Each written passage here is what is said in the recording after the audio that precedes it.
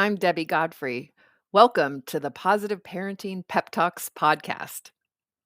I'm going to spend a few pep talks talking about attachment parenting. And because attachment is so very important, I've mentioned before that 50% of all of our brain development occurs the first year of life, and 50% of what's left, or a total of 75%, happens by the time we're 2 years old. So those first couple of years are very important for our attachment and bonding process and for brain development. And so even if your kids are older than that, it's just good to know that what you're dealing with is a child who's already wired certain ways. And so in order to influence them or make them think differently, if they did have any attachment or bonding disruption the first 2 years of life, it just takes time. And to know that brains, especially in children, we always say children are resilient. Well, this is because their brain will change. And so I'm just going to spend some time talking about attachment. What does it look like? What are some things we can do to enhance the bond, in addition to what the bond itself looks like? So how do we know that we're attached to people? Well, some of the ways are that we think about them, we share happy things with them, we share sad things with them, we want to go with them if they're hurting, we smile when we think about them, we're anxious to talk to them and hear their voice, and we're anxious to see them. We want to be physically close to them, to hug them, etc. And we can have many attachments throughout our lives, and attachments can be strong or weak. They can be positive or negative. Attachment doesn't mean that we always get along, but it does mean that we care about that person.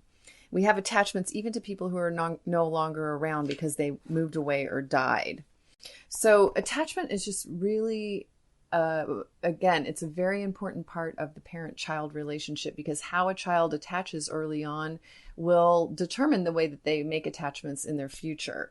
So attachment is not just nice to have, it's a matter of physical as well as emotional survival. We all have heard the stories of the children in orphanages that were never picked up or held, and they actually will die. They have failure to thrive.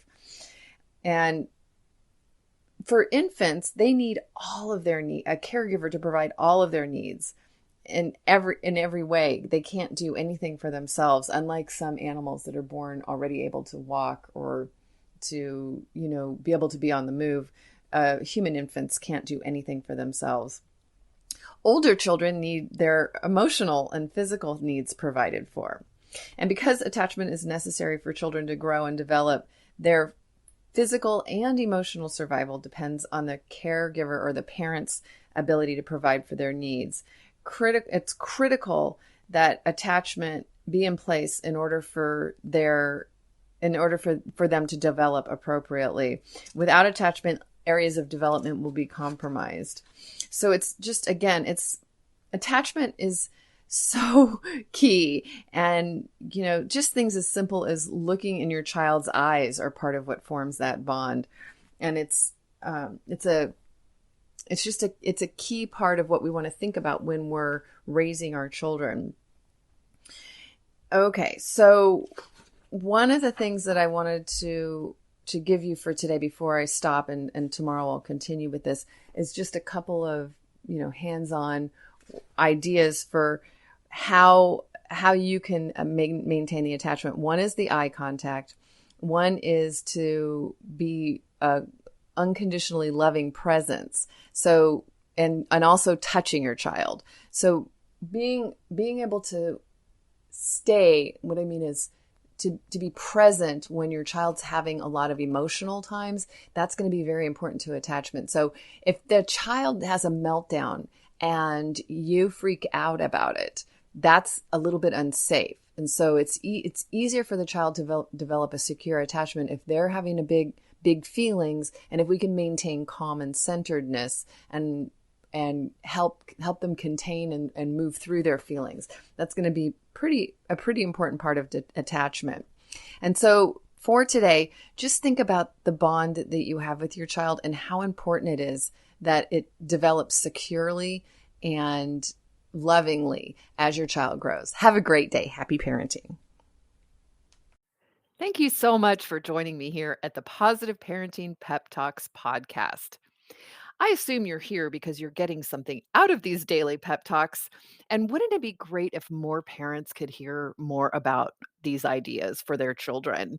And you can help me in a great way by liking the episodes, by sharing them on your social media, and especially by providing a review on your platform of choice. So if you could do me a huge favor and do that, it would really help get this out to many, many, many more parents. And we can all help our children feel more seen, heard, and understood, which is my life's work, is to make sure that all children feel loved and appreciated and that we can discipline them without breaking their spirit. So I hope that you've enjoyed these podcasts and will continue to enjoy them. And I really appreciate any support you can give me here at Positive Parenting Pep Talks. Thank you so much. Have a great day and happy parenting.